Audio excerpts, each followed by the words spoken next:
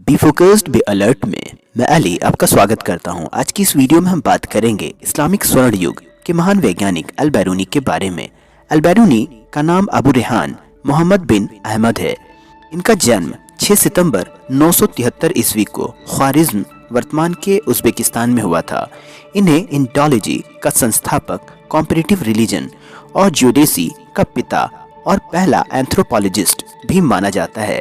इनके पसंदीदा विषय geology, physics, anthropology, comparative sociology, astronomy, chemistry, history, geography, mathematics, medicine, psychology, philosophy और theology थे और इन्होंने अपने इन फेवरेट सब्जेक्ट्स में अपना काफी योगदान भी दिया है।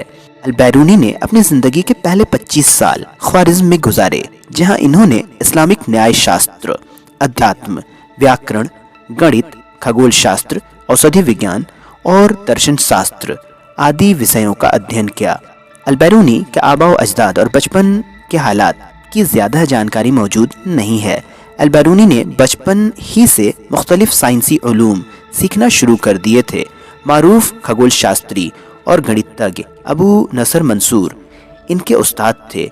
इन्हीं की देखरेख में इन्होंने इक्वेटर से किसी स्थान की दूरी मालूम करने का तरीका ढूंढ निकाला था।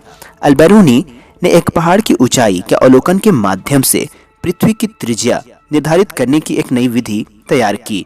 उन्होंने एक पहाड़ की ऊंचाई और उस पहाड़ी की चोटी से क्षितिज में डिप के माप का इस्तेमाल करके पृथ्वी की त्रिज्या की गणना करने के लिए ट्रिग्नोमेट्री का इस्तेमाल किया। उनकी गणना पृथ्वी की वास्तविक त्रिज्या की गणना से सिर्फ 2% ज्यादा थी।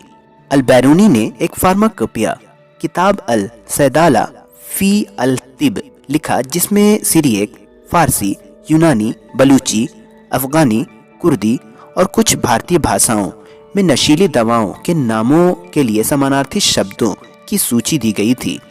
अपने कोडेक्स मैथोडिकस में अल बैरूनी ने एशिया और यूरोप के बीच विशाल महासागर के साथ एक जमीन के टुकड़े के अस्तित्व को सिद्ध किया, जिसे आज अमेरिका के नाम से जाना जाता है। अल बैरूनी ने पुराने एस्ट्रोलैब्स की मदद से सूर्य और पृथ्वी या चंद्रमा और पृथ्वी के बीच की दूरी का पता लगाने के लिए गणितीय तरीकों की खोज की। इस तरह उन्होंने ग्रहों की दूरियों को जानने की नींव रखी। उन्होंने विभिन्न तरह का घनत्व ज्ञात करने का एक प्रयोगात्मक तरीका भी खोजा। उन्होंने पृथ्वी की सतह की दूरियों को मापने के तरीकों की स्थापना की। उन्होंने विभिन्न धर्मों के तुलनात्मक अध्ययन की नींव रखी। इसलिए उन्होंने अपनी मातृभाषा और अरबी के अलावा हिब्रू, ग्रीक और संस्कृत आदि भाषाएं भी सीखीं। वनस्पति विज्ञान में भी उन्होंने अपना महत्वपूर्ण योगदान दिया है। उन्होंने बताया कि फूलों की पंखुड़ियां 3, 4, 5, 6 और 8 की श्रृंखला में होती हैं, लेकिन 7 और 9 में नहीं होती हैं। उन्होंने भारत पर अपने शोध के लिए काफी प्रसिद्धि अर्जित की और उन्होंने यहाँ के लोगों और संस्कृति पर नोट्स लिखे। भारत की सभ्यता संस्कृति को समझने के लिए उन्होंने विशेष तौर पर संस्कृत भाषा का ज्ञान हासिल किया। इस विषय पर उन्होंने अपनी प्रसिद्ध पुस्तक किताब अल हिंद भी लिखी। उनके इस योगदान के कारण ही उन्हें इंडोलॉजी के संस्थापक की उपाधि दी गई। अल बैरूनी द्वारा लिखी गई 146 किताबों में 95 किताबें तो सिर्फ खगोल शास्त्र, गणित और गणितीय भूगोल से संबंधित हैं। अल बैरूनी एक काबिल वैज्ञानिक होने के साथ साथ एक महान मुस्लिम आलोचनात्मक विचारक भी थे। उनकी सोच उनके भरपूर ज्ञान के साथ साथ उनके धार्मिक व्यक्तित्व और शिक्षा पर आधारित थी।